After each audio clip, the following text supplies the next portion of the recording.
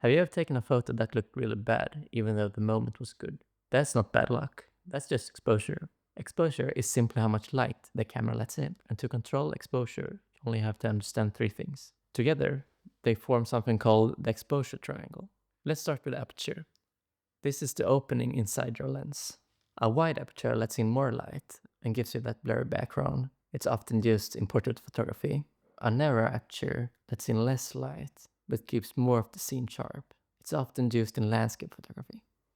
Think of it like your eyes in the dark. They open up wide to see more. Then we have shutter speed. This is how long your camera captures light. So a faster shutter freezes action, while a slower shutter captures motion over time, like silky waterfalls or light trails. When recording video, that's a simple rule. You want to keep your shutter at double the FPS that your camera is recording in. This creates a natural looking motion. If your shutter is too fast, motion looks sharp but choppy. While if your shutter is too slow, motion looks blurry and smudgy. Then we have ISO.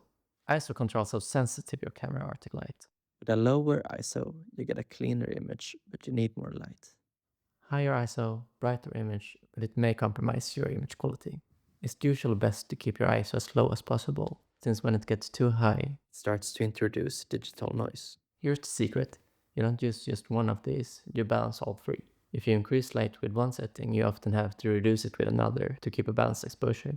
So next time you pick up your camera, don't just take a picture. Control the light, shape the moment, and tell your story.